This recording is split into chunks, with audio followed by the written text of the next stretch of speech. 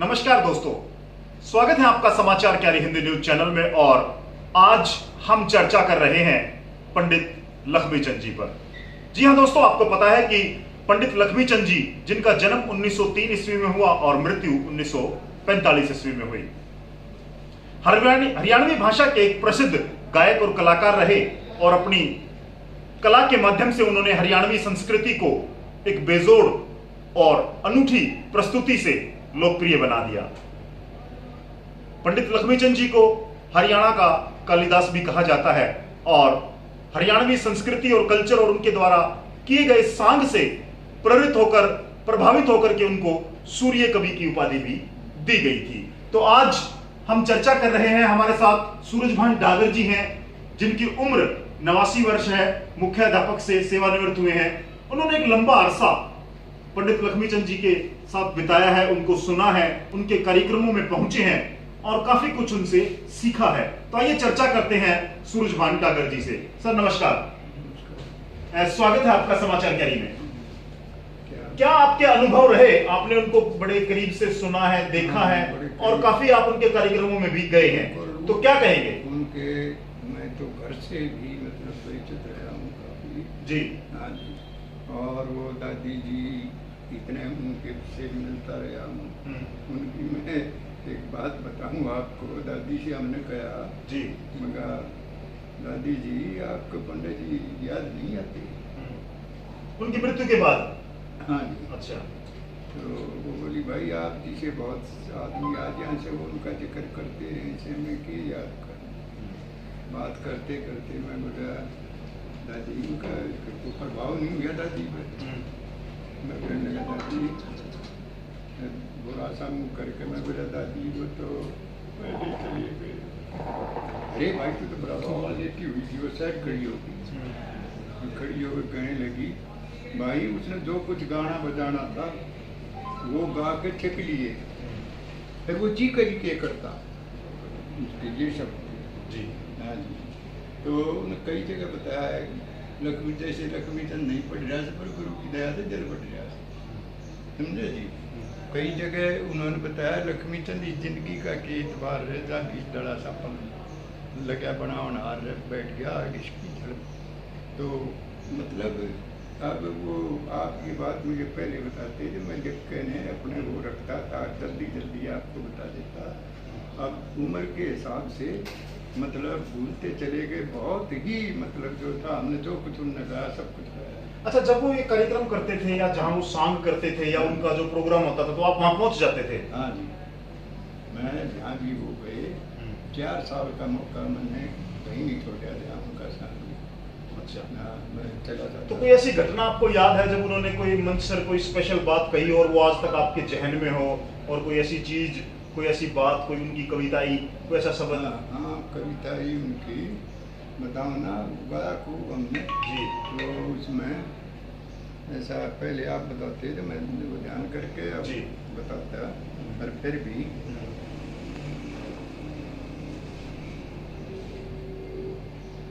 जैसे उन्होंने सावित्री में गाया मैं कर लिया सकल ज्ञान में न पर जोड़ी का पाया। ओम भूर्भुवः स्वः महर्जन तप सतलोक सातों पे पाताल घूमया फिरा बिना रोक टोक। 10 दिक्पाल देख के जो पृथ्वी की राखें जो सब ऋषि देव दुनिया के समारण काम 11 रुद्र 14 मनु सबके न्यारी न्यारी नाम 12 तो आदित्य जहाँ होती नहीं सुबह शाम। प्रभु जी तेरा लिखा हुआ टलता ना, हुक्म दिन पत्ता टकता ना, बर कहीं जोड़ी का मिलता ना, बस यह है जैसी के जान में वहाँ से मैं कर लिया सकल ज्ञान।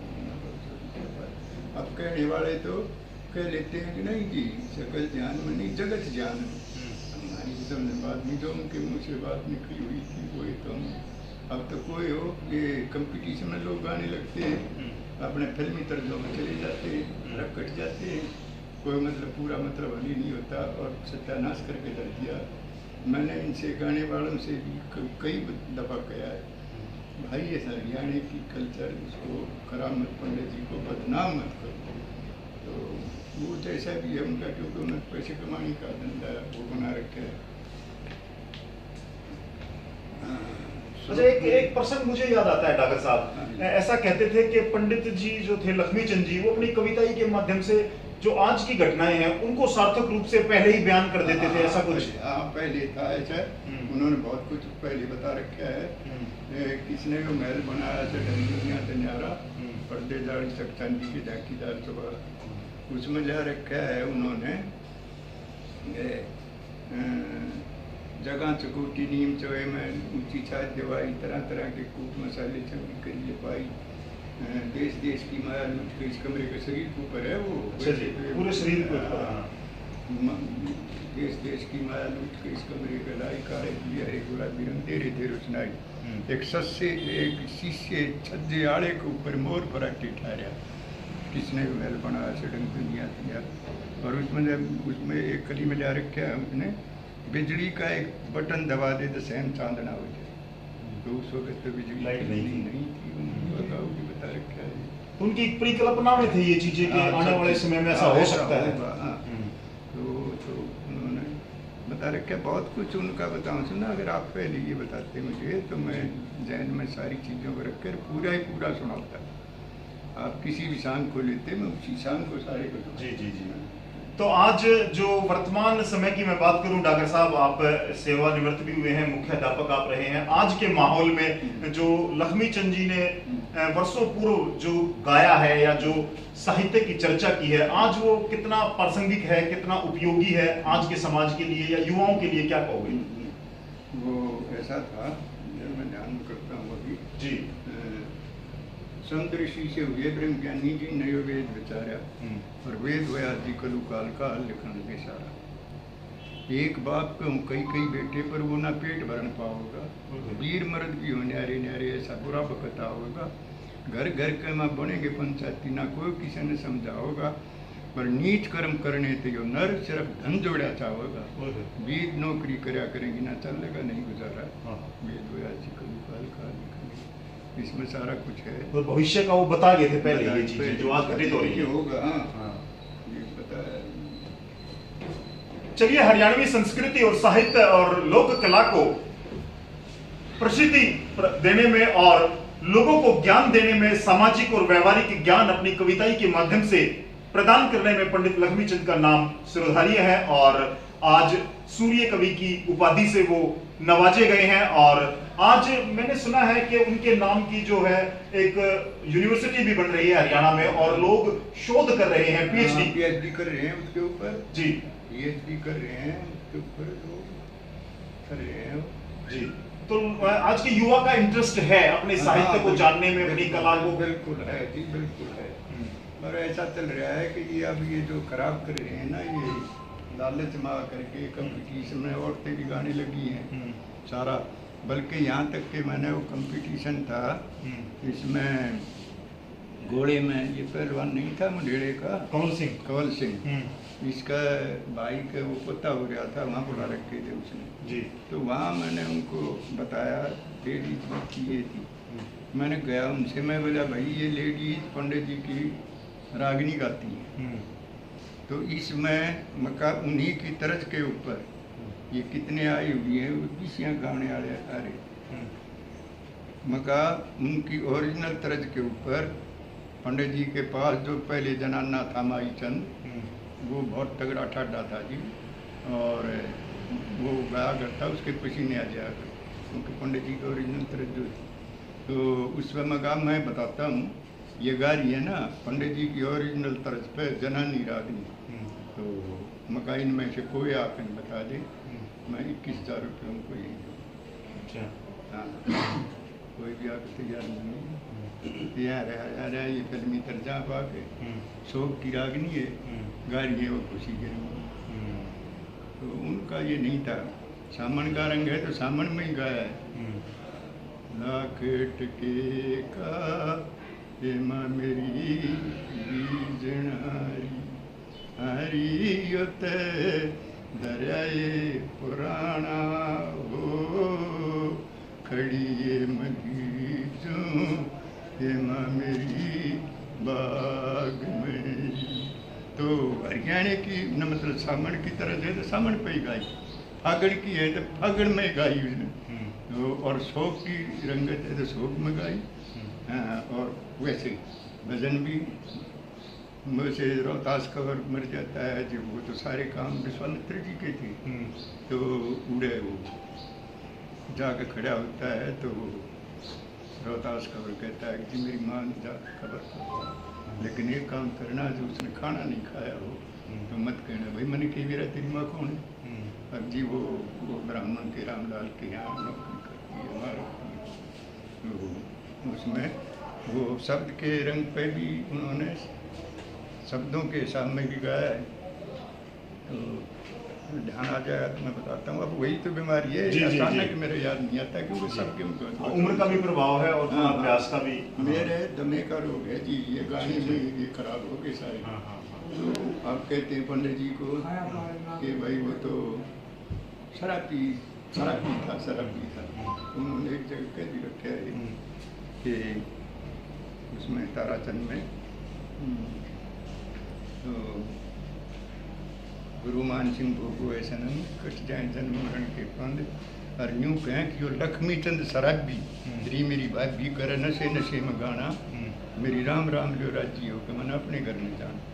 तो मतलब उनको बता रखा से भाई मेरा शराबी ना दूँ। और ये है भी हमने देखा गाने वाले को किसी न किसी नशे का सहारा जरूर लेना पड़ेगा।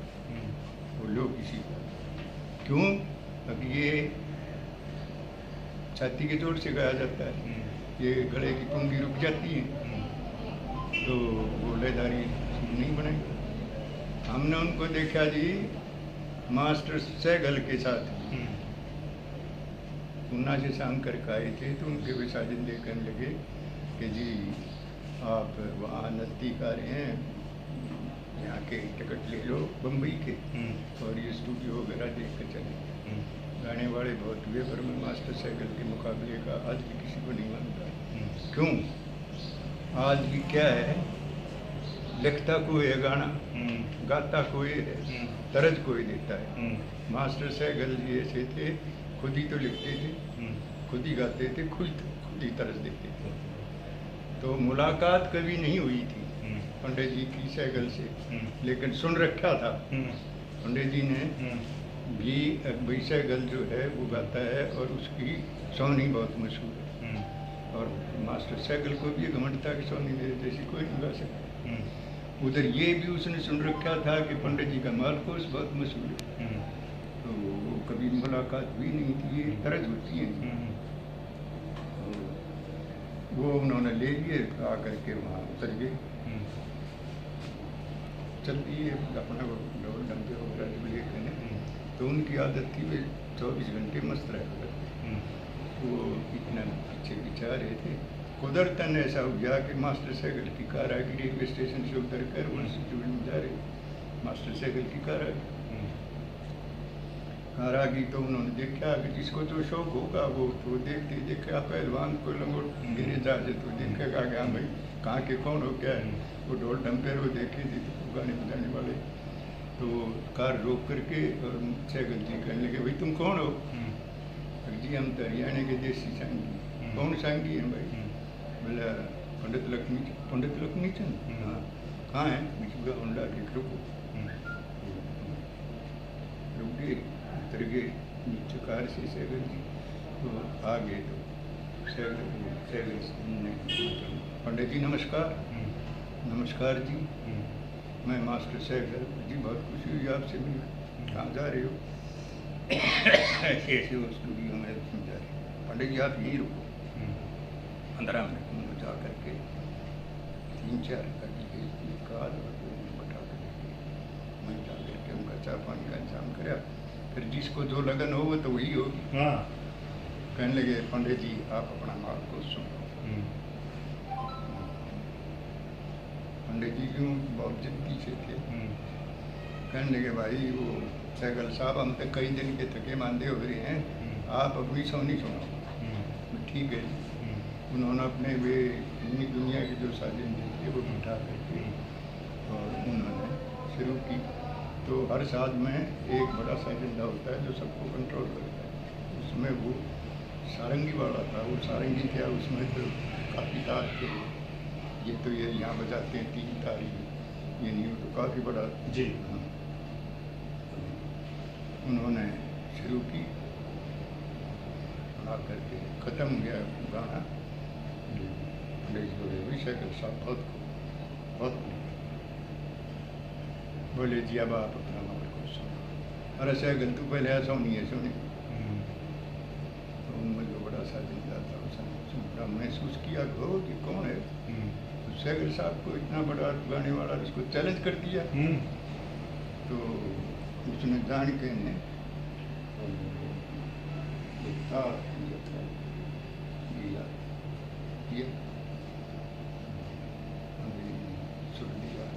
साज बाजा देख के बोले भाई उस्ताद तेरा जो तार ना मिल रही न मिला। पकड़ गए हो। हाँ तो वही तो चीज़ थी। और मैं क्या बताऊँ उनके साथ जिंदगी भी उनकी बनाई हुई थी। बाद में एक आदमी मिला तो रोने ही लगती। खैर वो तो छेड़ना नहीं था, दूसरा तार वो टूटी कर दी। बोले हाँ जी, फिर पंडित जी ने सुन दिया। बोले भाई उस्ताद तेरा तार तीसरी बूटी ना वो उतना चाहिए। फिर बोले हाँ जी, पंडित जी ने सुन दिया। फिर साथ बात, अरे बेटी चौथ के ससुरे 13वां तार ढीला से इसने मिला ले। 32 तार 13वां तार ढीला से इसने मिला। उसने मारी टैंक के सारे। ओहो सैगल साहब तौबा, हम ना के सैगल को नहीं देखे जिसको साथ का भी इतना ज्ञान। और वो पंडित जी कहने लगे हटाए नहीं कोड़ने बैठन दे मेरे साथ जिंदा। वो बैठ के न सोनी सुनाई पंडित जी, क्या बात है जी सैगल का सर लगा। ओहो पंडित जी कमाल है कमाल। ऐसा है हमने आज तक ऐसा नहीं सुना। गाने वाला भी साथ का भी इतना ज्ञान जिनको है। आप इस सांग से कई रुपए कमा लेते हो महीने में? बोले जी किसे में 40 पे भी रह जाए, किसे में 60 पे भी चले जाए। बोले आप मेरे पास रहो, मैं आपको 500 रुपये महीना दिया करूँगा। बोले अरे सैगल मैंने रुपया तो मतलब ना मैंने इस सांग तो अपने हरियाणा का सुधार करना है। वाह, ये शब्द है बहुत बढ़िया। तो ऐसा मतलब गया है उनका। तो आपने देखा कि किस तरह से सूर्य कवि और हरियाणा के कालिदास के रूप में विख्यात हुए पंडित लक्ष्मीचंद जी, जिनको न केवल कला का ज्ञान था, वाद्य यंत्रों का और तमाम सारी चीजों का, और साहित्य में डूबे रहे। हरियाणवी संस्कृति, कला, साहित्य को उन्होंने बुलंदियों तक पहुंचाया। पूरे देश की यात्राएं भी की, जैसा आपने बताया। मतलब फौजी बुला लेते थे उनको, फौजियों में चले जाते थे, वो जगह जगह भाषण करते थे। तो उन्होंने मतलब फिर उसके बाद में ऐसा जरूर किया है, 23 सांग बनाए थे उन्होंने जी। तो वो उसके बाद में उन्होंने वो 12 सांग रखे, 11 छोड़ दिए जिनमें वो चरित्र ठीक नहीं थे। वो जिनमें धार्मिक की सौदा था उन पर साफड़ी वही रखे, बहुत बढ़िया, छोड़ दिए थे। तो चलिए, आपने देखा पंडित लक्ष्मीचंद की कुछ अनसुनी अनकही बातें, उनके किस्से जो हमारे आदरणीय सूरजभान डागर जी ने अपने संस्मरण जो उन्होंने सुना, उनके साथ रहे, देखा, वो आपको बताए। तो कमेंट में अपना कमेंट अवश्य लिखिए और बताएं आपको ये चर्चा कैसी लगी। धन्यवाद।